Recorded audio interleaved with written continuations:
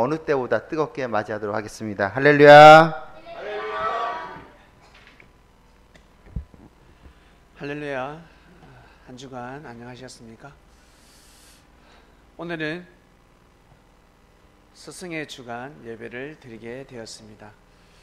먼저 우리 말씀의 떡을 떼기 전에 사랑하는 예수님께 감사의 인사를 드리겠습니다. 먼저 단상에 꽃을 올렸고요. 자, 우리 케이크를 절단하겠습니다.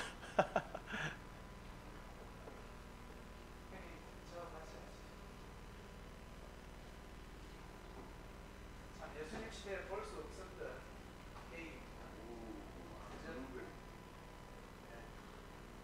초는 성부, 성자, 성령 하나님 아버지 그리고 성령이 예수님을 돕니다.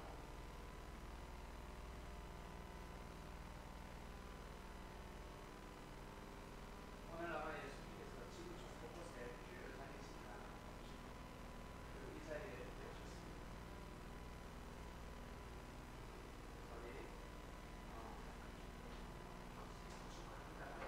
오셨습니다. 스승의 내버를 부르겠습니다. 시작.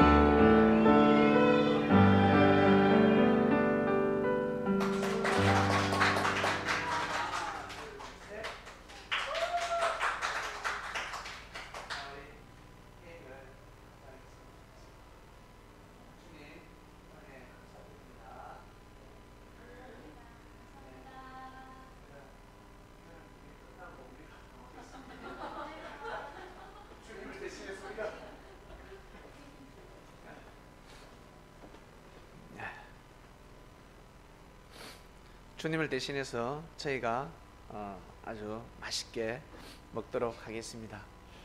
지난주 말씀은 대적의 반석과 우리의 반석이었습니다. 쉽게 말해서 대적의 반석은 잘못된 반석입니다. 단단하지가 않습니다. 건물을 올릴 때 단단해야 합니다.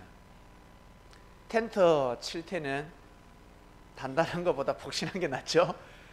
착 던지면 1초 만에 펴지는 텐트가 있습니다. 그것은 단단한 돌이 좀 불편스럽습니다. 폭신폭신한 잔디가 좋겠죠.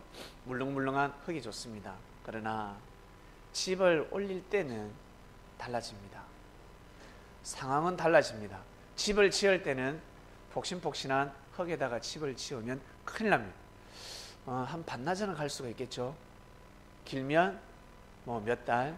그러나 태풍이 몰아치면 만약에 지진이 났다. 그러면 큰일 나는 것입니다.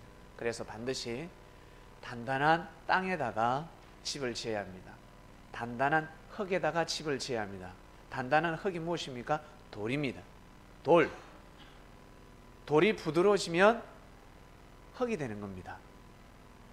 단단한 단단한 흙 위에다가 집을 지어야지만이 아주 견고한 집을 지을 수가 있습니다. 대적의 반석은 단단한 반석이 아니라는 뜻입니다. 다른 말로 진리가 아니라는 뜻입니다. 비진리에서 예배를 드렸다는 것입니다. 모세 시대 때 진정한 진리가 무엇일까? 첫 번째, 애굽에서 하나님을 마음과 뜻과 목숨을 다해서 섬긴다. 예배를 패하지 않는다. 새벽 기도를 드린다. 전도를 열심히 한다. 1번. 두 번째, 신광야에서 씨를 뿌리고 밭과 논을 일구고 목축업을 해서 하나님의 축복을 받아서 거기에서 잘 먹고 잘 산다. 하나님을 매일같이 섬기고 예배를 드린다. 이게 두 번째. 세 번째, 예배를 좀 못 드려도, 예배를 드릴 기회가 없어도 가나안 땅에 무조건 들어간다. 피곤해서 새벽 기도를 못 드려도 주일날 가나안 땅에 들어가서 예배를 못 드리고 전쟁을 한다 할지라도, 가나안 족속들과 코피 터지게 싸운다 할지라도 가나안 땅에 들어가야 한다. 이 세 가지 중에 그 시대 하나님의 뜻이 무엇일까요? 3번이에요. 하나님의 섭리의 흐름을 모르는 사람은 다 1번. 애굽은 그 시대 강남이었습니다. 강남. 가나안 땅은 이 시대 어디랄까? 개봉동도 좀 나은 편입니다. 개봉동보다 여기보다 더 후진 데가 어디 있을까? 네, 그곳입니다. 비가 오면 비를 피할 길이 없고 햇빛이 내리치면 햇빛을 피할 나무가 없습니다. 그런 곳에 하나님의 뜻이 있다 하였습니다. 그 시대 사람들은 전혀 믿을 수 없는, 그 시대 믿기 힘든, 너무나 믿기 힘든 때였습니다. 고로 믿음 없이는 하나님의 뜻을 받아들일 수가 없었습니다. 믿음이 있어야 합니다. 우리 어린아이들, 우리 부모님들 자식을 키울 때 믿음을 가지지 않습니까? 너 반드시 예뻐질 거야. 너 지금은 이래도 어미를 닮았기 때문에, 엄마의 피가 흐르고 있기 때문에 반드시 엄마처럼 예뻐질 거야. 너 반드시 잘 살게 될 거야. 너희 아빠도 어릴 때 고집이 세고 할머니한테 많이 맞았다고 하는데 지금은 봐, 훌륭한 아버지잖아. 믿는 거예요. 보이지 않는 실상을 믿는 겁니다. 미래를 믿는 겁니다. 잘 될 것이야. 지금 하는 행동 보면 과연 제가 뭘 할 수 있을까? 여러분 혹시 가족 중에 남동생이나 오빠나 여동생이나 친척 중에 사촌 오빠나 삼촌이나 보았을 때 저 사람이 과연 저렇게 될 수 있을까? 과연 효도할 수 있을까? 과연 정말 입에 풀칠이라도 할 수 있을까? 그런데 어때요? 잘 사는 사람들 있죠? 성공하는 사람들 있죠? 믿음을 가지고 부모님이 키우게 되면, 만약 부모님이 믿음을 가지지 않더라도 본인이 믿음을 가지고 그렇게 살게 되면 그러한 환경 속에서 혜택을 누리게 되는 것입니다요. 믿습니까? 그 시대에 정말 믿기 어려웠습니다. 하나님의 뜻을 믿기 어려웠습니다. 사람들은 따뜻한 방에서 자기를 원하고 시원한 집에서 자기를 원합니다. 네. 항상 맛있는 거, 좋은 음식을 먹기를 원하고 좋은 차를 타기를 원하고 좋은 옷을 입기를 원합니다. 그리고 사랑하는 아내와 사랑하는 남편과 사랑하는 애인과 그리고 처자식을 데리고 부모님을 모시고, 부모님이 없으면 우리끼리 알콩달콩 잘 살자. 오늘은 집 한 채, 내년에는 집 한 채 더, 10년 계획을 세웁니다. 10년 동안 집 5채를 마련하는 겁니다. 얼마나 좋아요. 이 뜻이 얼마나 좋습니까? 행복합니까? 이 그림을 그려보셨습니까? 제가 여러분의 마음을 한번 맞춰볼까요? 나는 로또가 당첨이 되면, 내가 로또가 당첨이 되면 나는 이러한 삶을 살 거야. 그 그림을 그리지 않는 사람이 누가 있습니까? 사람이라면 다 그리지요. 그것은 자신의 뜻이요, 내 개인의 뜻입니다. 나 개인의 뜻. 과연 하나님의 뜻이 무엇일까? 이스라엘 백성들 개인의 뜻은 출애굽을 하기가 싫었습니다. 신광야에서 다시금 바로 왕이 바로 왕이 용서만 해준다면 다시 돌아가고 싶었습니다. 애굽으로 다시 돌아가고 싶었습니다. 애굽이라는 나라에서 보호를 받고 싶었습니다. 그곳에서 종이 되더라도 그곳에서 살고 싶었습니다. 왜? 풀칠하면서 살 수 있었으니까. 근데 신광야에서는 풀칠은커녕 생명이 죽어가고 있습니다. 힘듭니다. 무엇을 선택해야 될까? 우리는 지난 역사를 보기 때문에 당연하게 생각할 수 있지만, 가나안 땅 들어가는 것이, 가나안 입성이 당연하다고 생각하겠지만, 우리가 만약에 그 시대에 살았더라면 정말 하나님 뜻을 받아들일 수 있었을까? 여러분, 우리가 일제시대 때 살았더라면 현실적으로 볼 때는 절대 해방되지 않습니다. 현실적으로 볼 때는 해방될 기미가 0.00001%도 보이지 않습니다. 만약 미국이 핵폭탄을 터뜨리지 않았더라면, 그 시대에 핵폭탄이 없었더라면 절대 해방되지 않습니다. 해방될 수 없습니다. 일본 자국민, 셀 수 없는 백성들이 죽지 아니하고서는 절대 해방될 수 없습니다. 그 전에 일본에 최고의 지진이 일어났지 않습니까? 무슨 지진이죠? 전 자꾸 까먹어. 간동 대지진입니까? 그 지진이 왜 일어났습니까? 우리나라를 식민지로 삼고 제국주의 정신을 가지고, 제국주의는 무엇입니까? 군림하는 겁니다.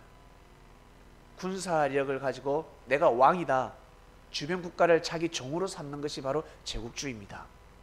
제국. 그러나 제사장 나라, 하나님이 주시는 그 말씀은 힘이 있으면 힘이 있을수록 제국주의가 아니라, 다윗이 얼마나 힘이 있는 줄 알았어요? 아세요? 다윗은 어마어마한 힘을 가지고 있었습니다. 지금으로 표현하면 핵폭탄을 아마 100개 정도 가지고 있었습니다. 스텔스기를 셀 수 없을 정도로 가지고 있었습니다. 그러니까 마음만 먹으면 이 땅끝까지 다 정복할 수 있었다 없었다? 할 수 있었다. 그러나 다윗은 정복을 하지 않았다. 이것이 위대한 겁니다. 아시겠습니까? 역대 왕들하고 달랐던 것이 그겁니다. 힘만 있으면 다 점령하는데 다윗은 점령하지 않았어요. 그 힘을 가지고 하나님을 섬겼다. 하나님을 경외하는 삶을 살았다. 이것이 위대한 정신입니다. 이것이. 그래서 다윗이 어떠한 죄를 범해도, 실수를 해도 하나님은 다윗을 심판하지 않았다. 아시겠습니까? 사람 죄를 범하지 않는 사람이 어디 있습니까? 아시겠어요? 죄 범하지 않는 사람이 있습니까? 없습니다. 모든 사람은 죄를 범하고 실수를 할 수 있고 죽을 죄를 범할 수도 있습니다. 근데 저 사람이 왜 살아있지? 하나님 보시기에는 의가 더 크니까. 어떤 사람은 작은 죄를 범했는데 인생이 망하는 사람이 있습니다. 많은 사람들이 떠나버립니다. 인간같이 보지 않습니다. 왜 그럴까? 의가 없기 때문에. 평소에 의가 없기 때문에, 존중받는 삶을 살지 못했기 때문에 조그마한 잘못을 저질러도 사람들은 침을 뱉는 겁니다. 우리 사람도 그래야 할진데 하나님은 어떻게 보시겠습니까? 역사학자들은 다윗을 정죄합니다. 어떻게 이럴 수 있을까? 본인은, 정죄하는 본인은 어떻게 살고 있는데? 다윗은 정말 위대한 왕이었습니다. 그 정신을 가지고 있었습니다. 오직 하나님을 경외하는 정신. 예수님도 안 만났는데 어떻게 그 정신을 가질 수 있었을까? 너무 신기합니다. 선지자의 말씀을 들은 겁니다. 그 시대에 세운 선지자, 그 시대의 랍비의 말씀을 받아들인 것입니다. 지난주 북미 회담 장소가 설정이 되었습니다. 선포되었습니다. 저는 간절히 바랬습니다. 판문점이 되기를 바랬습니다. 정말 바랬습니다. 여러분, 하나님의 입장에서는 하나님은 어디를 허락하셨을까? 북미 회담 장소가 과연 어디에서 일어나야 되는 것이 역사적으로 볼 때, 여러분 타임머신 타고 한 10년, 20년을 가봅시다. 어디에서 드리는 것이, 어디에서 정상회담이 제일 반석일까? 예? 뻔한 거 아닙니까? 뻔한 거잖아요. 근데 왜 저 삼국에서 이루어졌을까? 한반도를 위한 하나님의 뜻만 생각한 것이 아니라 자국을 생각했기 때문입니다. 미국은 자국의 이익을 생각했기 때문입니다. 아시겠습니까? 자국의 이익을 생각했기 때문에 판문점에서 하게 되면 자신보다, 미국 정상보다 한국 정상에게 모든 업적이 돌아갈 것 같거든. 모든 축복이 한반도에 갈 것 같아요. 이러면 안 돼. 내가 중심이 되어야 되고 내가 주인공이 되어야 되는데, 이러다가는 사람들은 그렇게 살아갑니다. 여러분, 하나님의 뜻을 중심해서 살아갈 때 내가 주인공이 안 되는 것 같지만 하나님의 뜻을 중심하게 되면 반드시 그 사람이 주인이 된다. 아시겠습니까? 이것을 알고 살아가야 합니다. 만약 트럼프가 판문점에서 자유의 집에서 정상회담을 하고 우리나라 정상을 불러서 양손을 잡고, 한쪽에는 북한의 정상, 한쪽에는 남한의 정상의 손을 잡고 판문점 군사분계선을 넘어갔다 넘어갔다 넘어갔다 넘어갔다, 그리고 두 사람의 손을 잡게 해줬다. 그러면 엄청난 역사가 일어나는 겁니다. 몸부림을 치지 않아도 됩니다. 그것이 바로 선포입니다. 선포. 일본, 중국, 러시아, 그 누구도 이 한반도를 향한 평화통일을 막지 말라. 전 세계에 선포하는 겁니다. 전 세계 언론들이 대서특필이 될 것입니다. 우와, 트럼프! 저 사람 망나니인 줄 알았는데, 사생활이 물러나고 대통령감이 아니라고 생각했는데, 우와! 미국에서 제일 위대한 대통령이구나. 역시 대단하다. 나중에 트럼프가 잘못해도 야, 그런 소리 하지 마. 야야야, 잠잠해. 트럼프는 이런 일을 했어. 라고 될 것입니다. 너무 속상해요. 그만큼 지혜로운 사람이 척근에 없어서 그렇습니다. 정상에게 고해야죠. 왕이시여, 현세의 정세를 보지 마소서. 세계사를 보지 마시고 역사를 보소서. 반드시 판문점에서 회담을 해야 왕은 전에도 없었고 후에도 없을 위대한 업적의 왕이 됩니다라고 반드시 이야기를 했었어야 됩니다. 반드시 그것을 척근에서 구해야 됩니다. 근데 저는 척근에서 반대를 했을 것 같아요. 자국의 이익을 생각했을 것 같습니다. 미국은 자국의 이익을 먼저 우선시해서는 아니 됩니다. 왜? 이미 그만큼 힘이 있잖아. 힘이 있단 말이에요. 이미 그런 정책을 쓰고 있고. 이번 같은 일은 오직 이 한반도를 바라봐야 합니다. 한반도를. 우리나라 정상이 어떻게 해서 만들었는데, 우리나라 정상이 세류안이라면 저 미국 정상은 예수님 자리입니다. 아시겠습니까? 어마어마한 자리입니다. 그 자리를 만들었단 말이에요. 네. 역사적으로 볼 때는 세류안이가 일을 잘 못합니다. 세류안이가 일을 못한 것을 항상 누가 땜빵을 해요?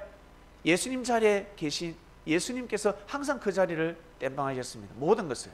근데 이 역사적으로 볼 때는 우리나라 지금 현 시점 누구도 할 수 없는 일을 해냈습니다. 우리나라 정상이 해냈습니다. 문재인 대통령이 해냈습니다. 정말 해냈습니다. 모두 다 반대했지 않았겠습니까? 일본이 찬성했겠습니까? 중국이, 러시아가 찬성했겠습니까? 찬성 안 합니다. 다 반대했을 것입니다. 더군다나 우리나라 정치인들도 반대했습니다.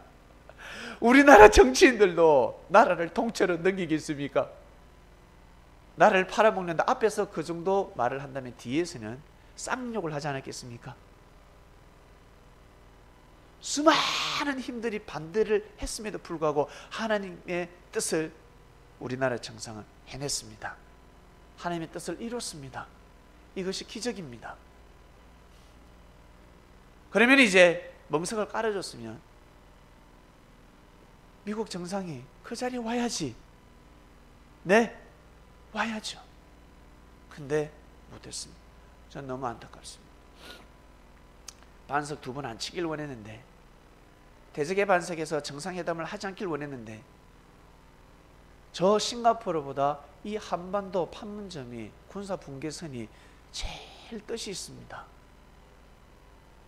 보기에는 허접해 보이고, 판문점이 허접해 보이고 빌딩이 없지만, 제가 사우나 가니까 사람들이 그러더라고요. 이야, 어쩐지 싱가포르 정해졌더라. 우와, 저 빌딩 봐라, 빌딩. 판문점에는 빌딩이 없습니다. 우와, 어쩐지 싱가포르. 우와, 국제적이네. 우와, 끝내준다. 여러분 TV 보면 깜짝 놀랐죠? 싱가포르가 그렇게 발달된 줄 몰랐죠? 그러나 우리의 반석이 아니라는 사실. 가나안 땅에 반드시 들어가야 되는데 너무 안타까웠습니다. 슬펐습니다. 트럼프 아마 하고 나면 알게 됩니다. 회담을 하고 나면 알게 됩니다. 그리고 북한 정상의 전용기가 그까지 과연 갈 수 있을까? 과연 갈 수 있을까? 만약 가다가 사고 나면 어떡할 건데? 많은 사람들이 가다가 비행기가 잘못돼서 떨어져서 폭파되기를 원할 겁니다. 왜 그런 내기를 걸어? 왜? 정말 안타깝습니다. 아니 본인이 북한 들려서 태워가든가. 이건 잘못됐습니다. 속상합니다. 아마 우리나라 정상은 아마 근심이 많을 겁니다. 불가능을 가능하게 만들어놨는데 초쳤구나. 초쳤다. 과연 이 초친 것을 어떻게 다시 회복할 수 있을까? 우리나라에서 처음부터 이 회담을 반대한 사람들은 싱가포르 되니까 너무 좋아했을 겁니다. 여러분은 말씀을 알고 뜻을 아니까 어땠습니까? 안 좋았죠? 바로 그겁니다. 이게 아닌데, 이게 아닌데. 이제는 우리 손을 떠났습니다. 하나님의 손을 떠났습니다. 사람들이 이제 해내야 합니다. 왜? 진짜 우리의 반석에서 회담을 하지 않기 때문에 인간 사람들이 최대한 책임 분담을 열심히 잘해도 반도 못할 겁니다. 우리의 반석에서 회담을 하게 되면 사람들이 부족하고 모자란지라 실수할 수도 있지만 모든 것이 다 땜빵이 됩니다. 왜?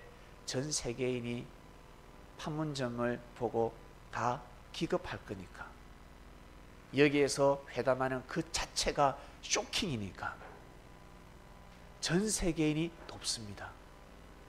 그것이 중요한 겁니다. 그래서 여러분 살아갈 때 집을 사더라도 명당 자리를 삽니까? 아무 집이나 삽니까? 명당 자리 사죠? 아무 땅이 아니에요. 무지한 사람들은 야 집이 그게 집이지 뭐 똑같은 집이지 뭐. 아파트 동이 있습니다. 동이 있더라도 야 그냥 아무거나 사. 뭘 그래 골라. 떡 샀더만 햇빛이 하나도 안 들어와. 북향이야 북향. 멍청한 거지. 사더라도 남향을 사야지. 위치가 얼마나 중요한 줄 아세요? 그리스도인 여러분, 여러분들이 하나님을 섬기고 예수님을 섬기면서 축복을 받고자 하지만 혹시 그런 무죄한 삶을 살아가고 있지는 않습니까?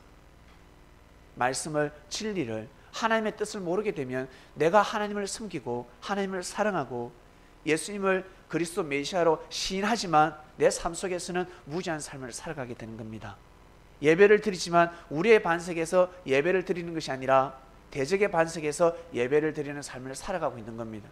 그래서 아무리 몸부림치면서 살아도 첫 단추를 잘못 끼웠기 때문에 죽을 때까지 이 옷을 벗을 때까지, 이 옷은 바로 육신입니다. 육신의 옷을 벗을 때까지 찝찝한 삶을 살아갑니다. 허무한 삶을 살아가게 되는 것입니다. 이것이 바로 지난주 말씀이었습니다. 말씀, 위대한 가르침입니다. 이미 예전부터 우리는 위대한 가르침을 받고 왔습니다. 그래서 우리가 이렇게 살아가죠. 살아갈 수가 있는 거죠. 여러분, 위대한 가르침이 도대체 무엇일까? 위대한 삶을 살고 싶지 않습니까? 소인배가 되고 싶습니까? 여러분, 잘 되고 싶지 않습니까? 우리 여성들은 어때요? 얼굴이 최고 예뻐지고 싶지 않습니까? 안 그래요? 갈수록 얼굴이 밝아지고 피부가 탱탱해지고 주름이 사라지고 더 좋아지고 싶지 않습니까? 혹시 나는 갈수록 빨리 늙었으면 좋겠어 하는 사람이 있습니까? 갈수록 아름다워지고 싶어 할 것입니다. 나는 갈수록 똑똑해지고 싶어, 지혜로워지고 싶어. 왜 이렇게 자꾸 깜빡깜빡하지? 나 예전에 계산을 잘했는데 지갑이 어디 있지? 핸드폰이 어디 있지? 알고 보니까 냉동실이 있습니다. 얼음 빼다가 바꾸치기 했습니다. 핸드폰 넣어두고 얼음 빼고. 어떨 때는 핸드폰을 호주머니에 넣고 핸드폰을 찾고 있습니다. 어떨 때는 머리 핀을 꽂고 핀을 찾고 있습니다. 여러분, 더 똑똑해지고 싶지 않습니까? 똑부러지는 삶을 살고 싶지 않습니까? 치매가 아니라 자꾸 잊어버리는 삶이 아니라 건강도 마찬가지입니다. 더 건강해지고 싶습니다. 그러려면 반드시 배워야 합니다. 배워야 합니다. 여러분, 자녀들 학원을 보낼 때 똑같은 값입니다. 피아노 학원을 보내든 영수 학원을 보내든, 그리고 어린이집을 보내더라도 아무 데나 보내고 싶습니까? 아니면 위대한 스승이 있는 곳에, 위대한 교사님이 있는 곳에 보내고 싶습니까? 맞죠? 좋은 스승을 만나게 해주고 싶은 거 아닙니까? 위대한 가르침입니다. 한번 볼게요. 예수님이 어떠한 말씀을 하셨는지. 예수께서 사두개인들로 대답할 수 없게 하셨다함을 바리새인들이 듣고 모였는데, 그 시대에 많은 지파들이 있었지만, 많은 교파들이 있었지만 제일 대두되는 두 교단이 있었는데, 우리나라에는 장로교와 감리교입니다. 이때 제일 대두되는 교파가 사두개인파, 그 다음에 바리새인파입니다. 팽팽했습니다. 바리새인들 파가 좀 더 영향력 행사를 하고 있을 때인데, 사두개인들이 예수님 앞에서 더 이상 말씀을 논할 수가 없었습니다. 이 소식을 전해들은 바리새인들이 모였는데, 그 중에 한 율법사가, 바리새인의 율법사죠. 이 율법사가 예수를 시험하여 묻되, 예수님을 시험합니다. 예수님이 과연 어떤 대답을 할까? 잘못된 대답을 하면, 율법에서 어긋나는 대답을 하면 이제 싸워보려고, 다그치려고. 사두개인들은 졌지만 우리 바리새인들은 이길 수 있다. 그 다음, 선생님이요, 율법 중에 어느 계명이 크니까? 율법 중에 어떤 말씀이 큽니까? 예수께서 가라사대 네 마음을 다하고 목숨을 다하고 뜻을 다하여 주 너의 하나님을 사랑하라. 그 다음, 이것이 크고 첫째 되는 계명이요, 둘째는 그와 같이 네 이웃을 네 몸같이 사랑하라 하였습니다. 그리스도인 여러분, 여러분이 지금까지 살아오시면서 사람들에게 혹시 이런 가르침을 받아보셨습니까? 네가 정말 잘되고 싶걸랑, 네가 성공하는 삶을 살고 싶걸랑, 위대한 삶을 살고 싶걸랑 하나님을 마음과 뜻과 목숨을 다해서 사랑해라. 혹시 그거 들어본 적 있으세요? 없죠? 없어요. 그래서 위대한 삶을 못 사는 겁니다. 미국이 왜 위대한 나라가 되었을까? 미국이 왜 위대한 나라가 되었을까? 네, 이 계명을 지켰기 때문입니다. 그들도 모순이 있고 거짓이 있고, 그들도 악을 행하기도 하고 죄를 범하기도 합니다. 우리하고 똑같습니다. 50보 100보입니다. 우리가 실수하면 그들도 실수하고, 그들이 죄를 범하면 우리도 죄를 범합니다. 그들의 민족과 우리 민족의 민족은 그라며, 그러나 차이점이 하나 있었습니다. 차이점. 미국인들은, 저 아메리카에 살고 있는 저 그리스도인들은 하나님을 마음과 뜻과 목숨을 다해서 섬겼습니다. 믿었습니다. 시조가 그럽니다. 하나님을 마음과 뜻과 목숨을 다해서 사랑하지 않았던 인디언들은 저 땅의 주인이 될 수가 없었습니다. 원주민들은 아메리카라는 대륙의 주인이 될 수가 없었습니다. 누가 물려받는다? 반드시 항상 장자가 물려받습니다. 장자가 유산을 물려받는 겁니다. 장자는 누구? 아버지를 대신해서 이 가업을 이룰 사람입니다. 그리스도인들이 미국에 들어가기 전에 수많은 원주민들이 살고 있었습니다. 역사적으로 볼 때는 피 흘리는 역사가 일어났고 너무너무 잘못됐습니다. 사람인지라. 우리도 모의했으면 어땠습니까? 잘 가다가 싸울 때 있잖아요. 누가 만약에 외부에서 시비를 걸어왔습니다. 야, 우리 참자. 야, 우리 참습니다. 그런데 상대방이 좀 더 아주 난폭하게 나왔습니다. 분명히 여기서 돌발상이 벌어집니다. 누군가 뛰쳐나옵니다. 야, 참자. 그냥 지나가자 했는데 이 새끼 하면서 아마 부딪힐 사람이 있습니다. 그렇죠? 이 중에 한 명 분명히 있습니다. 근데 아메리카에 많은 사람이 넘어갔습니다. 그 중에 돌발상 일어나는 사람이 있겠어요? 없겠어요? 있습니다. 원주민을 싸그리 그냥 집단 학살하는 사람도 분명히 있습니다. 그것을 보고 모든 것을 다 정죄해서는 아니 됩니다. 하나님이 허락지 않으면 절대 주인이 될 수 없다. 하나님이 허락했기 때문에 그 땅의 주인이 되는 것입니다. 절대 3대를 못 갑니다. 아시겠습니까? 하나님이 허락지 않으면 3대를 갈 수가 없습니다. 4대를 못 맞이합니다. 하나님이 허락하시면 3대, 4대가 아니라 1000대까지 가는 겁니다. 하나님이 허락하신 땅이라는 거죠. 마치 가나안 땅에서 여호수아가 족속들과 싸워서 가나안 정복을 하듯이 그러한 때가 있었습니다.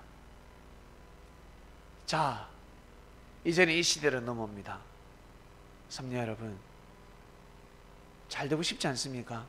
저 마찬가지예요. 저 잘 살고 싶어요. 네? 저 잘 먹고 잘 살고 싶어요. 목사님이 그럴 수 있습니까? 하겠지만, 그럼요. 나는 머리 깎고 도 닦는 스님이 아닙니다. 나 잘 먹고 잘 살고 싶어.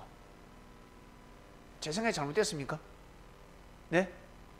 나 잘 먹고 잘 살아서 여러분한테 밥도 사주고 싶고, 옷도 사주고 싶고, 선물도 자주 해주고 싶고, 전 그렇게 살고 싶어요.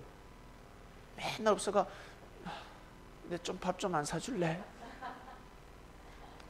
내 지갑이 텅텅 빈는데, 내 구두 뒷굽창이 닳아가지고 내 걷는 게 삐딱한데, 그런 모습 보여드릴까요? 네? 잘 먹고 잘 사고 싶습니다. 여러분 마찬가지. 자녀를 왜 학원을 보내며, 왜 운동을 시키며, 왜 가르칩니까? 잘 먹고 잘 살으라고. 인간의 근본은 의식주입니다. 이 세 가지가 잘못되면 삶의 가치가 상실이 되는 겁니다. 의식주. 잘 먹어야 되고, 잘 입어야 되고, 잘 자야 합니다. 좋은 집이 있어야 합니다. 아시겠습니까? 그 할 집이 있어야 되고, 먹을 것이 있어야 되고,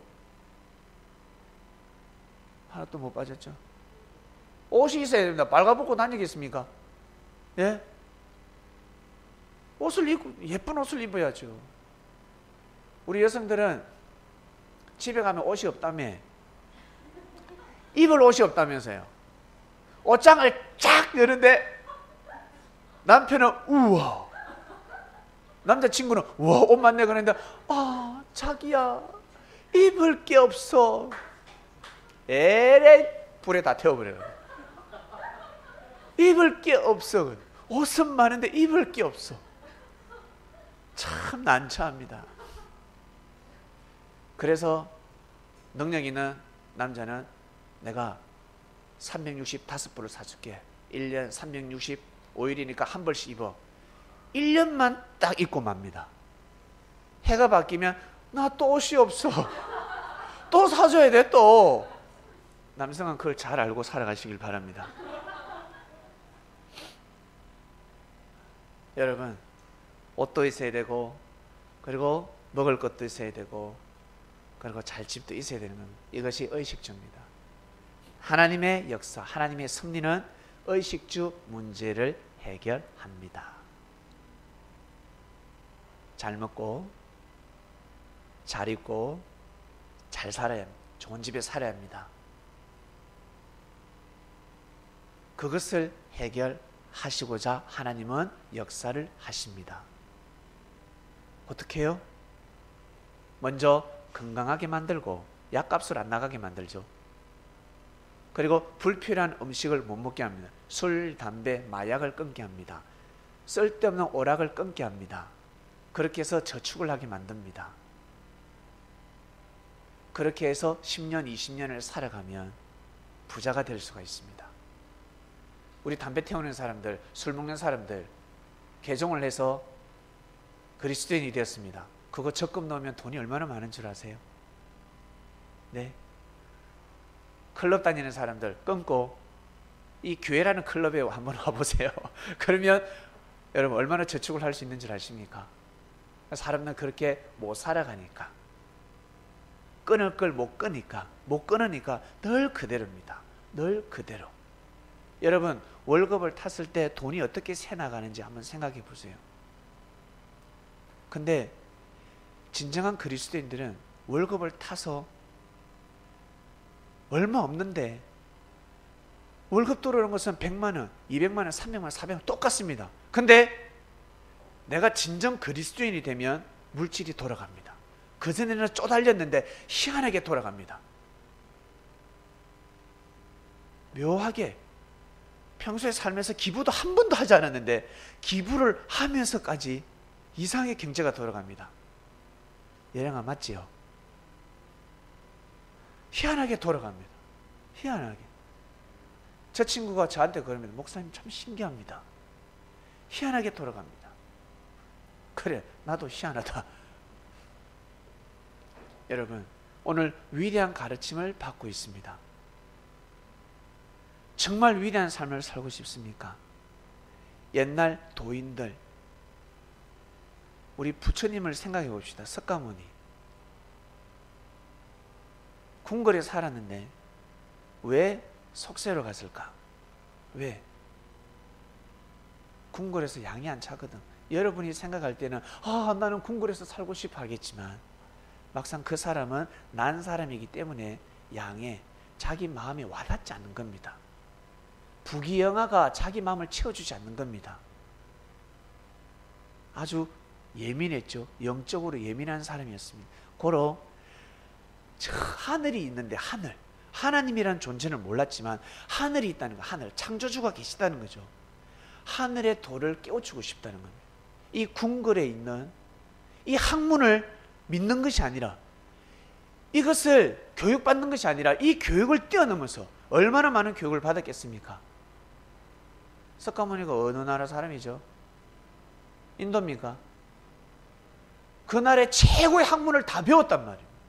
최고의 학문을. 무술도 배웠고, 군사, 국방을 배웠고, 정치를 배웠고, 경제를 배웠고, 예술 문화 싹 다 배웠습니다. 천재입니다, 천재. 근데 양이 안 차.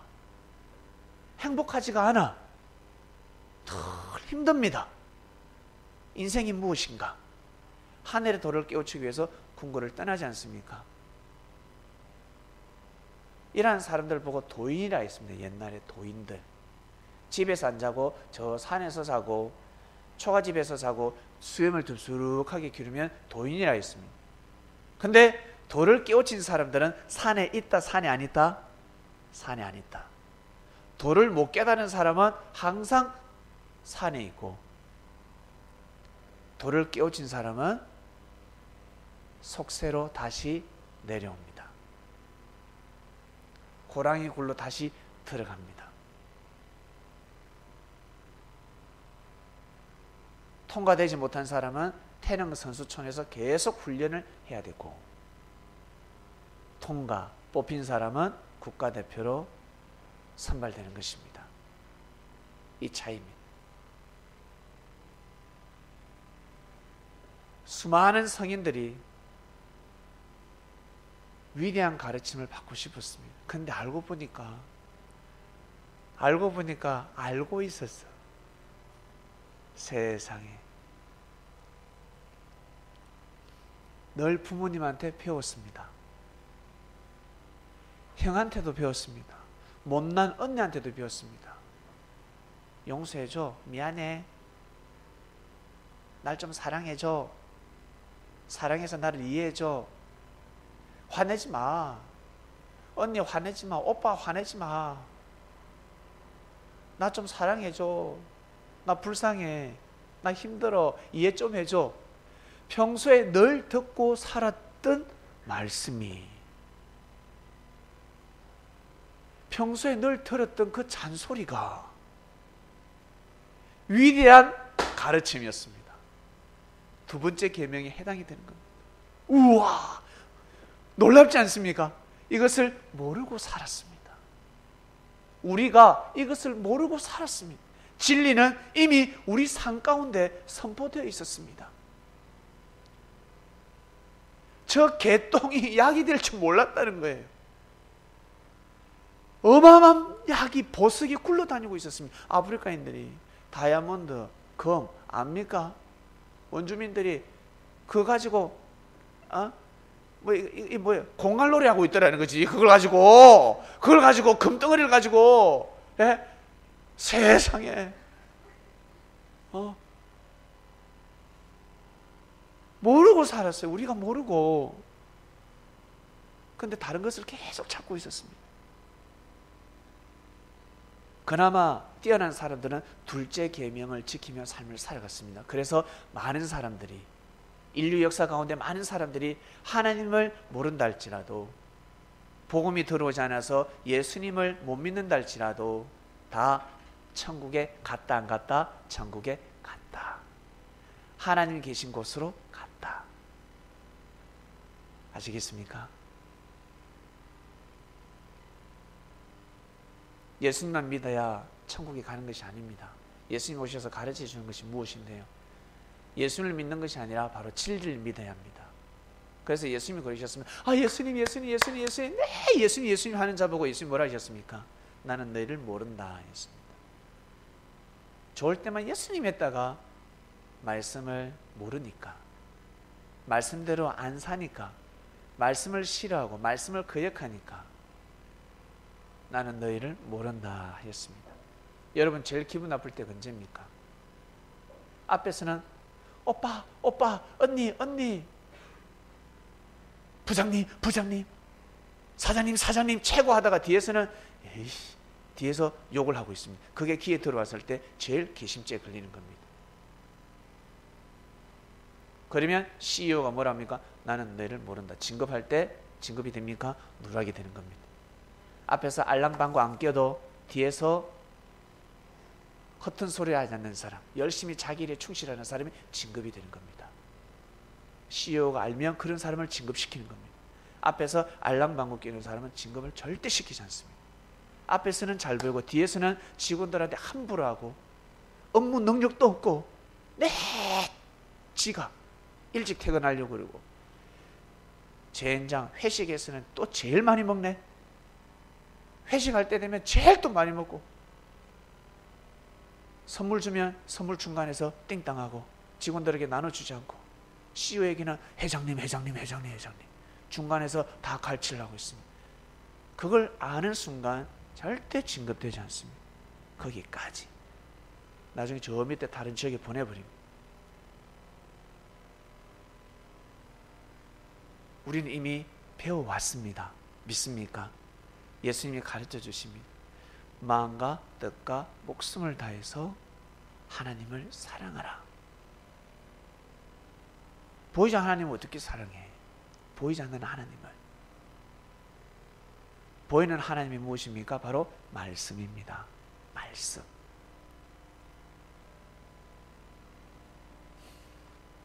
그래서 성경을 통해서 하나님을 만난다라는 표현을 합니다. 성경에는 진리가 적혀져 있기 때문에 진리를 보이는 하나님은 진리요. 언어를 보면 진리가 보이지 않습니까? 언어는 진리입니다. 이 말씀은. 그래서 말씀을 하나님 사랑합니다. 하나님 사랑해요. 살아생전에 한 번도 이런 고백을 하지 않는다 할지라도 진리를 보고 진리대로 삶을 살아가는 사람들은 하나님을 사랑하는 자들입니다. 믿습니까? 하나님을 사랑하고 하나님을 섬기면서 살아가는 사람들입니다.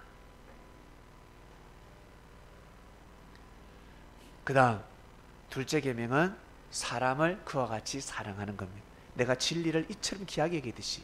여러분 공부를 잘하는 사람, 공부를 좋아하는 사람 책을 그렇게 귀하게 여긴다면 저는 아직 실감을 못하겠습니다. 여러분 혹시 실감하신 분 계세요? 나는 책을 너무 귀하게 여긴다. 저는 학창 시절 때 한 번도 그렇게 느껴본 적이 없습니다. 그리고 공부 잘하는 친구들은 책을 너무 귀하게 여기더라고요. 아주 소중하게 여겼습니다. 저는 축구공을 귀하게 여겼습니다. 축구공이 최고. 빨리 학교 끝나고 빨리 축구해야 되는데 나 축구공을 귀하게 여겼는데 공부 잘하는 친구들은 이 책을 그렇게 귀하게 여기더라고요.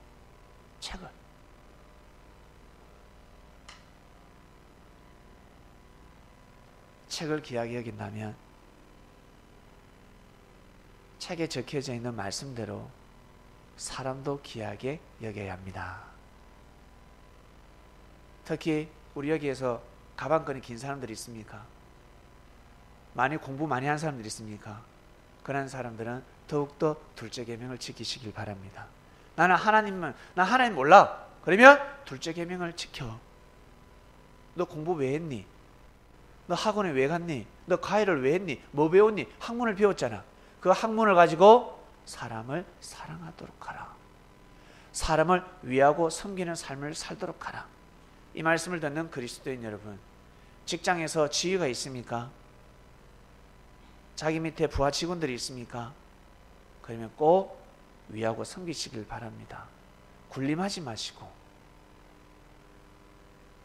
실수했을 때, 잘못했을 때 토닥거려주고 가르쳐 주시길 바랍니다. 그것도 못해! 라고 하지 마시고 사람이 잘 되려면, 성공하려면 반드시 능력이 있어야 합니다. 업무 능력이 있어야 합니다. 일을 잘해야 합니다. 믿습니까? 직장에서 일을 잘해야 합니다.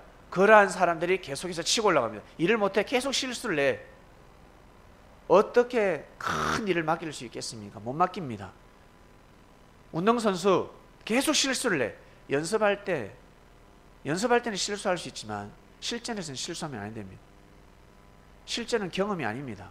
연습을 통해서 경험을 쌓은 후에 실전에서는 실수를 하면 안 됩니다. 만약에 실전에서 실수를 했다 그러면 분석해야 됩니다. 내가 왜 실수를 했지? 일지를 적어야 합니다. 그때 패스를 했어야 되는구나. 그때 피하고 어퍼커트를 날려야 되는데 못 날렸구나. 그때는 가감하게 치고 들어가야 되는데 내가 물렀었구나. 분석을 해야 됩니다. 그래야 다음 경기 때 이길 수가 있습니다. 이것이 바로 업무 능력입니다. 근데 아무 개념 없이 또 실수한 걸 또 실수하고 또 실수하고 그렇게 살아갑니다. 연봉이 달라지는 것입니다. 연봉이 계속 올라가고자 한다면, 큰 연봉을 받고자 한다면 업무 능력이 뛰어나야 합니다. 믿습니까? 그처럼 그리스도인 여러분, 위대한 삶을 살고 싶다면 여러분의 삶을 분석하셔야 됩니다. 오늘 하루 눈 감기 전에 오늘 내가 실전에서 사람을 어떻게 대했는지, 내가 형제를 어떻게 대했는지, 웃었지만 속으로 무시했는지. 겉으로는 웃어요. 친절한데 속으로 무시하죠. 그 사람의 섭리성을 인정하지 않습니다. 하나님이 그 사람에게 준 선물이 있습니다. 하나님의 뜻이 있습니다. 그것을 인정하지 않는 사람, 얼마나 큰 죄인 줄 아세요? 그래서 예수님이 뭐라 하셨습니까? 마음으로 죄를 범해도 죄가 된다 하셨습니다. 근데 화를 내고 야단을 칩니다. 뭘 합니다. 기분은 상하죠. 그러나 마음속으로 무시하지 않습니다. 그 생명을 위해서 나무랍니다. 이것은 의가 되는 것입니다. 믿습니까? 사람들은 외식과 형식에 물들어져 있습니다. 달콤한 말에 물들어져 있습니다. 거기에 훅 가는 겁니다. 마음이 훅 갑니다. 훅 가면 훅 가는 인생이 되는 겁니다. 겨가 바람에 날아가듯이 날아가 버리는 겁니다. 그리고 또 인생을 한탄합니다. 왜? 둘째 계명을 첫째 계명으로 삼았기 때문에 그렇습니다. 사람을 신처럼 모셨기 때문에 그렇습니다. 사람을, 내 사랑하는 남자를, 내 사랑하는 여자를, 내 사랑하는 자식을, 내 사랑하는 나를 낳아주신 부모님을 신처럼, 메시아처럼, 하나님처럼 생각하며 살았기 때문에 인생이 허무로 끝나는 겁니다. 둘째 계명에 불과합니다. 아시겠습니까? 첫째는 하나님입니다. 첫째 계명과 둘째 계명을 바꾸면 아니 됩니다. 우리는 이 가르침을 못 받았잖아요. 저는 우리 부모님은 못 받았습니다. 저는 우리 부모님한테 받은 가르침이 뭔 줄 아세요? 공부 열심히 해라. 하나님이 저에게 주신 선물은 지식이 아니라, 공부가 아니라, 이 책이 아니라 축구공인데, 하나님이 저에게는 뭘 주시냐면 운동이라는 신경을 주셨어요. 학문이라는 IQ를 주신 것이 아니라. 그런데 공부가 되나? 하나님 주신 선물 보따리를 풀어야 그 선물을 보고 와 기분이 좋아서 공부도 열심히 하지. 우리 부모들이 자녀들에게 선물 사주면, 핸드폰 사주면 축자 써서 공부하잖아요. 내 노트북 사줄게, 공부 열심히 합니다. 내 옷 사줄게, 공부 열심히 합니다. 근데 선물도 안 주고 그런 딜도 없이 열심히 하라고 하면 할 수가 있나? 못하지. 하나님 주신 선물이 있습니다. 그 선물 보따리를 풀어야 합니다. 저는 그 선물 보따리를 풀고 싶은데 우리 어머님은 마음과 뜻과 목숨을 다해서 그 선물 보따리를 못 풀겠습니다. 지금 저 지방에서 이 말씀을 듣고 있습니다. 제 부모님은 죽을 때까지 아마 이게 한이 될 겁니다. 그런데 위로를 삼습니다. 그때 운동을 하게 했으면, 네가 운동선수가 되고 하면 섭리를 못 만났지 않았겠냐, 신앙생활을 못하지 않았겠냐. 그건 어머니 생각이고요. 하나님이 역사하시면 어쨌든 만나게 하십니다. 예, 제가 그렇게 또 싸우죠. 그래 미안하다 이럽니다. 예전에는 제가 한인매체가 그렇게 이야기를 했는데, 제가 그리스도인이 되고 나니까, 진정한 주님의 제자가 되어서 주님을 모시고 나니까 이제는 농담삼아 계속 이야기하는 겁니다. 네. 여러분, 첫째 계명과 둘째 계명, 이것을 잘 아셔야 합니다. 사람들은 바뀌었습니다. 하나님을 마음과 뜻과 목숨을 다해서 사랑한다. 이게 둘째 계명만 돼도 천만다행인데 저 밑에 계명이 되어서 살아가고 있습니다. 진리가 밥 먹여주냐?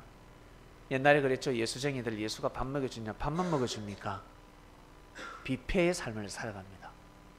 의식주가 해결이 됩니다. 진짜입니다. 내 때에, 나 당대에 의식주가 해결이 안 되면 내 자식은 어마어마한 축복을 받게 되어 있습니다. 어마어마한 축복이 갑니다. 정성 들인 자식은 절대 망하지 않습니다. 이번 주 말씀 주제에 띄워주세요. 위대한 가르침, 위대한 삶을 살고 싶다면 자신을 돌아보셔야 합니다. 나는 억대 연봉자가 되고 싶다. 수십억대 연봉자가 되고 싶다. 나는 1년에 연봉이 1,000만 원이면 좋겠다 하는 사람이 있습니까? 없잖아요. 나는 그냥 조그마한 텐트에서 살고 싶다. 없지 않습니까? 나는 그냥 이런 대충 옷을 입고 살아야 되겠다. 없지 않습니까? 때가 되면 좋은 옷을 입게 되고 좋은 집에서 자게 되고 좋은 음식을 먹게 됩니다. 그것을 놓치고 싶지 않다 그러면, 위대한 삶을 살고 싶다고 한다면 예수님한테 꼭 가르침을 받으시길 바랍니다. 예수님이 이 가르침을 주시는 겁니다. 하나님을 마음과 뜻과 목숨을 다해서 사랑하라. 다른 말로 무슨 뜻이었어요? 여기는 비유가 있었는데, 나를 사랑하라. 예수님 말씀하시는 겁니다. 나는 하나님을 대신해서 왔다. 너희들 형제들은 덩쳐먹지만, 잘못을 하면 힐문하고 매장을 시키지만, 나는 너희들을 구원시키러 왔다. 나는 너희를 살리러 왔어. 나를 죽이고자 해도 내가 살려주지 않냐.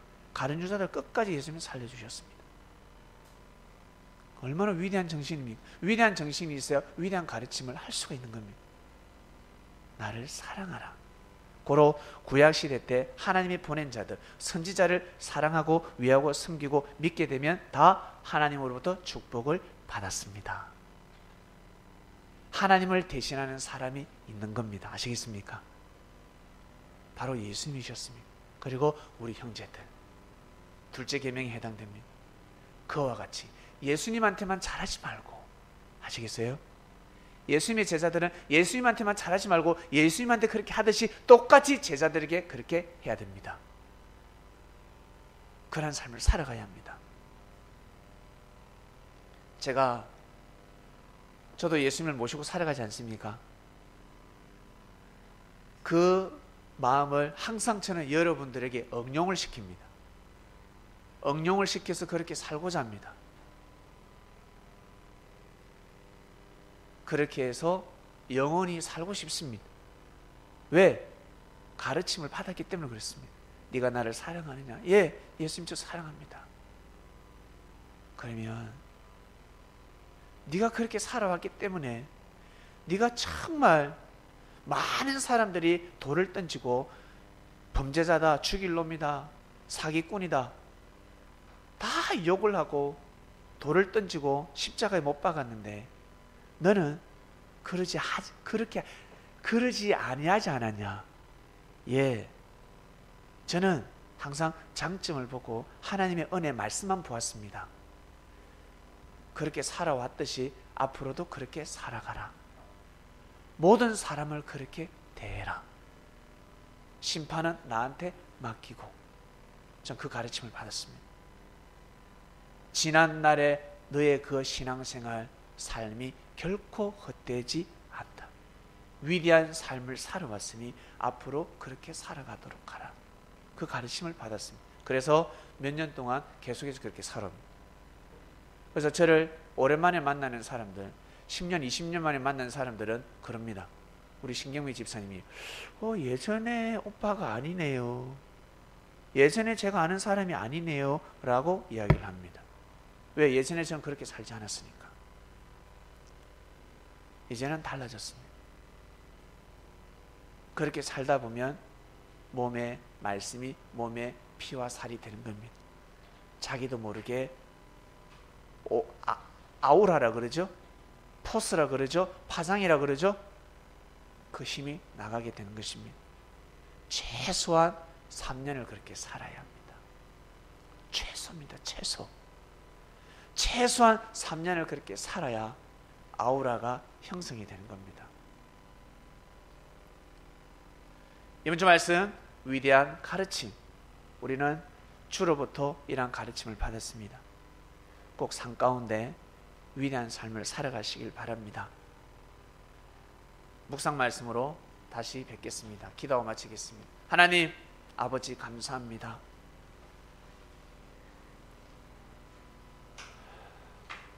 예수님 시대 예수님을 만난 제자들은 참으로 복입니다.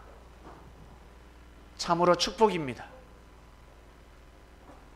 너무나 위대한 사람을 만났습니다. 생생한 하나님의 말씀을 들었습니다. 그러나 제자들이 부족한지라 그 가치를 어떻게 할 수가 있겠습니까?